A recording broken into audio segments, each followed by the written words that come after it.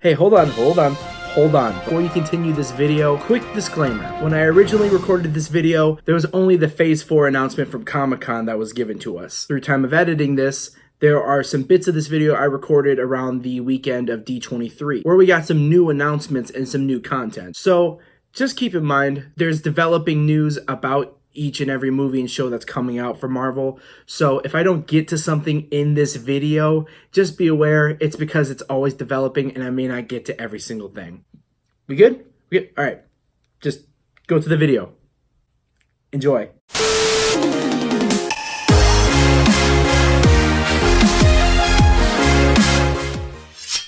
Hey guys, welcome back to the channel. My name is Bailey, or BTLB. Today we are covering the newest additions to the MCU. A couple weeks back on Saturday, July 20th, we just got official confirmation from Marvel Studios and Kevin Feige at San Diego Comic-Con as to what the next phase of Marvel movies and TV shows are coming to us. We have titles, we have release dates, and we have lost our minds because this news is amazing. But before we move on any further, a couple things to address. Spoiler warning to all MCU movies and TV shows, past and present. There's going to be some speculation and more, so if you don't want to know any of that, this video isn't for you. I don't want to waste any more time. Let's dive in to Phase 4.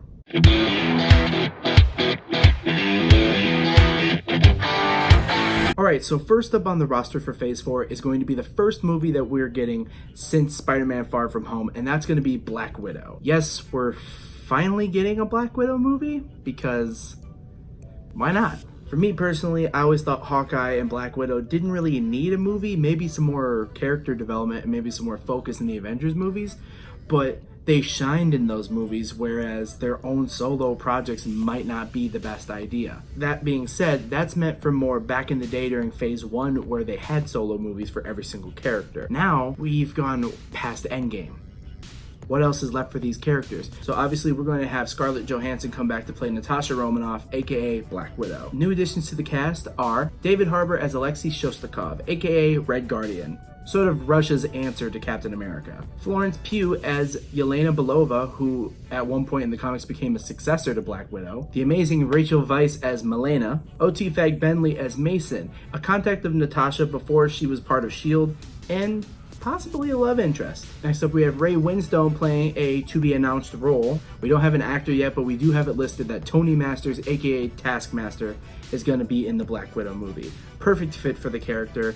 Given all the background of the MCU and what the timeline looks like right now, this would be the perfect place to put him. Now, originally I thought Black Widow was going to be during like the Cold War and like in the 80s and do like another prequel, and it's still going to be a prequel. This movie is set to take place between Civil War and Infinity War, so it'll be that brief period of time where she was running along with Cap being a fugitive. We've seen set pictures of the shoot already, and it looks like we're finally going to see that Budapest scene that was referenced in the first Avengers movie. Anyways, we'll just have to wait to see. Directed by Kate Shortland, Black Widow hits the theaters on May 1st, 2020.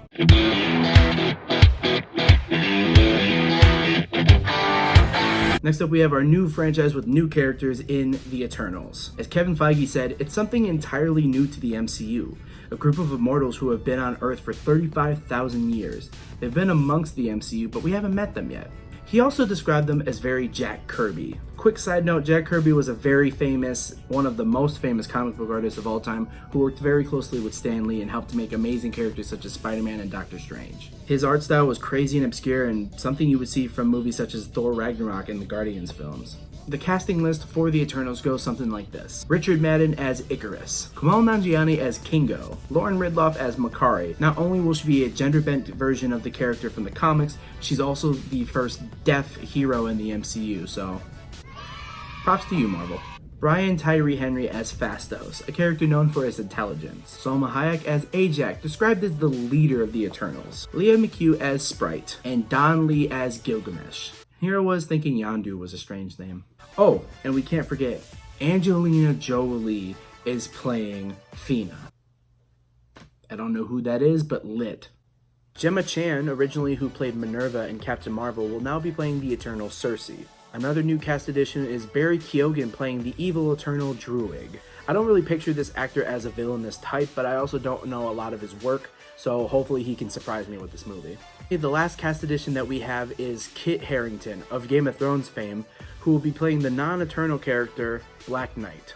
The Eternals, as stated by Richard Madden, are a group of immortal aliens sent to Earth by the Celestials to protect mankind for the Deviants. Personally, I don't know jack about the Eternals, but if they do what they did with the Guardians of the Galaxy, I'm sure they're going to become a household name. Directed by Chloe Zhao, The Eternals will be in theaters on November 6th, 2020.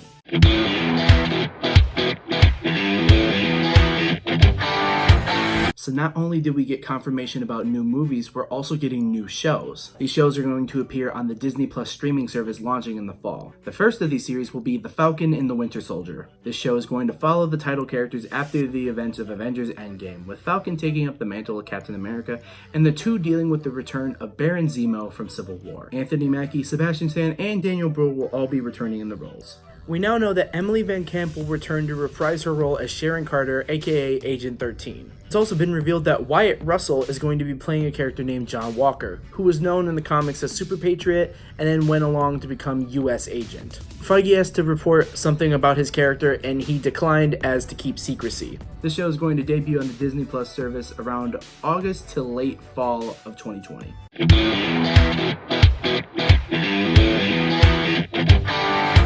So again, I find myself with a property I don't really know a lot about, with Shang-Chi and the Legend of the Ten Rings. Anyone who remembers the first Iron Man or the third Iron Man, the Ten Rings should sound familiar to you, because at the beginning of the first Iron Man, when he's kidnapped by those terrorists in a cave, that terrorist group was known as the Ten Rings.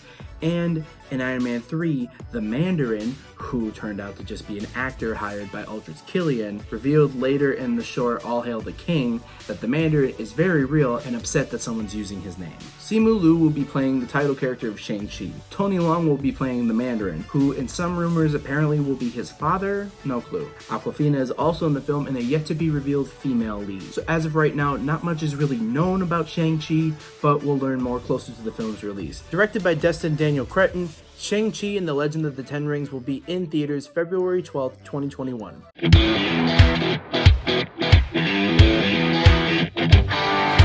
So, time to get weird, because the next Disney Plus series, we have the stupidly named Wanda Vision. This is a series focused on Scarlet Witch and Vision after the events of Avengers Endgame and tying into another Phase 4 film that we will get to shortly. Again, not much information has been given on the show. However, it does have another cast member that brings up some interesting questions. We are seeing the adult version of Monica Rambeau, the little girl from Captain Marvel, played by Tiana Paris. Seeing as that was the 90s, it only makes sense to see her grown up here. She will most likely take on her comic alter ego of Photon, but that remains to be seen. So other cast additions for the show include the return of Kat Dennings, presumably as Darcy Lewis from the Thor movies. We also have Randall Park returning as Jimmy Woo, the S.H.I.E.L.D. agent that we saw in Ant-Man and the Wasp. And Kathryn Hahn will be in this series as what's described as a nosy neighbor. The only real thing they could say about this show is that it's going to be weird. Wanda Vision, as stupid as that's named, will be premiering on Disney Plus in the spring of 2021.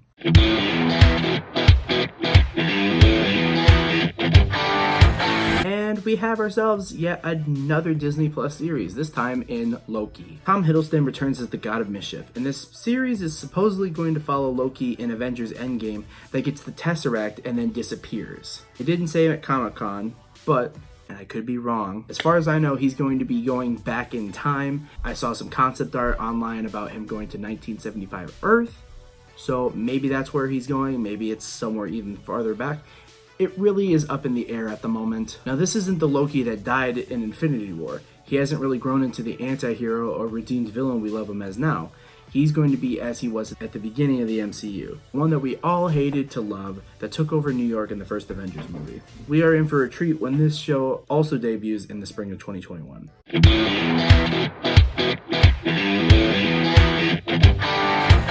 So remember about a minute or two ago, I just said that there was a show that tied into WandaVision? Well, it happens to be Doctor Strange in the Multiverse of Madness. I just have to say real quick, one of my favorite parts about this phase is that they do not give a about what they title these movies. You would never see something like Multiverse of Madness or The Legend of the Ten Rings in a title back in like phase 2. And I really love that about this phase. It shows that they're really letting loose. Dubbed as the first horror movie for Marvel, the sequel to Doctor Strange is sure to be an interesting time. Not only are you balancing a sequel to Doctor Strange, you're also going to bring back Scarlet Witch into the movie. Benedict Cumberbatch returns as Stephen Strange. Rachel McAdams as the night nurse Christine Palmer. Benedict Wong as Wong. Chiwetel Ejiofor as Carl Mordo, and we don't know who will play him yet, but the villain is supposed to be Nightmare, ruler of the dream dimension. Currently, it has been said that it's between actors of Matt Smith and Christian Bale for the role. I'm more for the latter, but we'll just have to see what they choose. Directed by Scott Derrickson, director of the first film, Multiverse of Madness will be released on May 7th, 2021.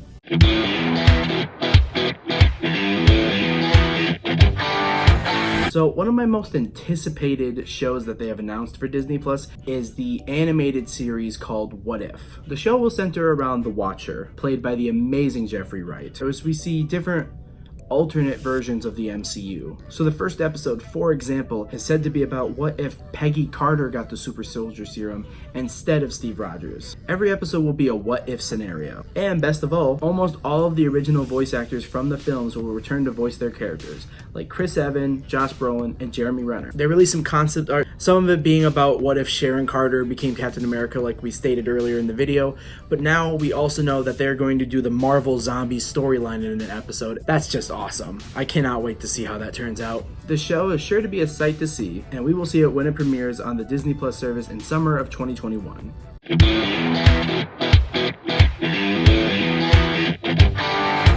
With the last Disney Plus series, we finally get some justice for our favorite Archer and get a solo Hawkeye series. This show will follow the titular Archer as played by Jeremy Renner and explore life after Endgame as he starts to train and work with Kate Bishop. Not much is known about the series besides that. We'll have to find out more about the show when it premieres in the fall of 2021 on Disney Plus.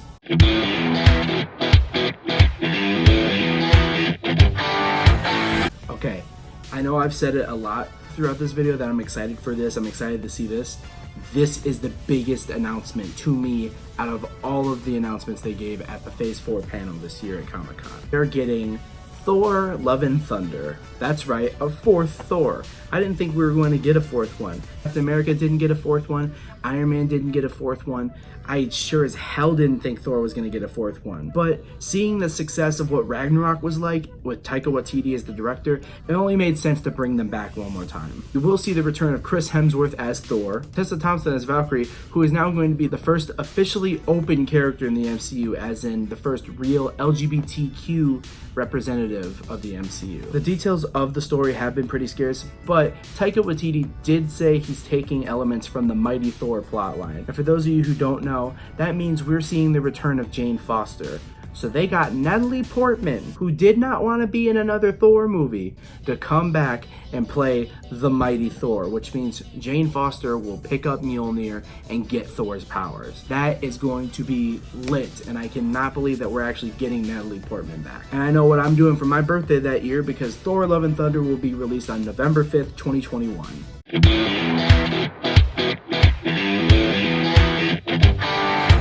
Now for the final announcement they gave us at Comic-Con this year. This movie isn't in Phase 4, but it's still one of the biggest things fans are excited to see. Kevin Feige, president of Marvel Studios, called out Mahershala Ali, the god himself. And when he stepped on stage, not a word came from his mouth. He simply put on a hat that said one word: Blade. Now, we have had Blade movies from back in the day. That's really what started a lot of the trend of Marvel superhero movies. But we have never had any sort of hope that Blade was going to be in the MCU. And now it's official that Mahershala Ali is going to come into the MCU and play the character. And they could have not picked a better choice. Now, a lot of you Marvel Netflix fans are probably wondering, well, didn't he play Cottonmouth back in season 1 of Luke Cage? True, but those shows are no longer canon because Marvel Netflix and Marvel Studios are like two parents divorcing. They didn't like each other anymore. They said F it, and now they're done. So, unfortunately for you Netflix fans, the Defenders, they're out of existence now. They don't really count in the MCU anymore. But hopefully that means that when Disney Plus picks the characters back up, we'll be able to either see new versions of them, or they might possibly get the same actors and just start a new show. And to top it all off, we also have 3 brand new shows announced for Disney+.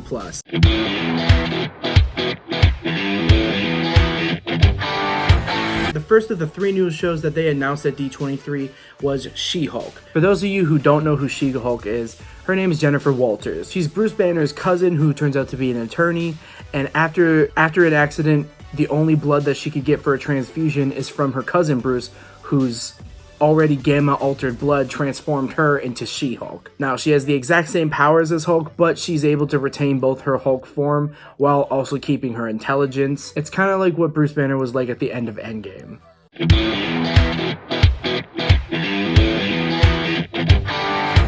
The next show that was announced, and my personal favorite of these 3 announcements, is Moon Knight. This is a character we've been talking about for years, hopefully coming to the MCU, and now he's officially getting a show. While we don't know who's playing him, some of you may not know what his whole character's shtick is about, so here's some information about the character. Moon Knight is the vigilante alter ego of mercenary Mark Spector, but it's actually more complicated than that. Spector also has a couple of other alter egos, millionaire Stephen Grant and cab driver Jake Lockley, that may or may not be separate alternate personalities. And the same may be true of Khonshu, the Egyptian deity who's either guiding Spector through his costume and adventures, or a figment of Spector's imagination. In recent years, another persona has emerged, Mr. Knight, a police consultant who dresses in all white and wears a mask while solving unusual crimes. Now, this character would bring so many different interesting perspectives, as he's one of the only characters out there that has multiple personality disorder. That would make for really compelling television, especially with a character this dark. It'll be interesting to see if they go for a darker tone on the show, given that it's a Disney series.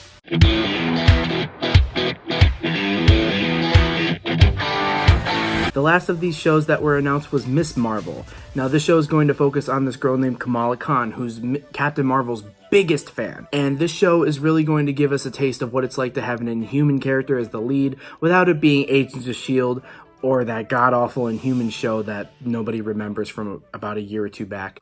This show is sure to be very comedic, it's sure to be lighthearted, and given the current state between Spider-Man and Sony, this looks like it's going to fill that hole until we know that Spider-Man's back for good. So that's the Phase 4 lineup that we got from Comic-Con, plus additional footage talking about the D23 reveals that we just received.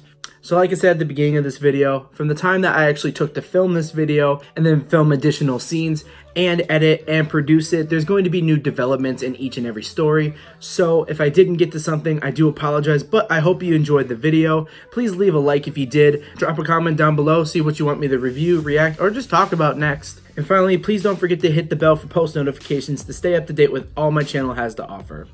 With that being said, my name is Bailey, or BTLB, and I'll catch you guys next time. See ya.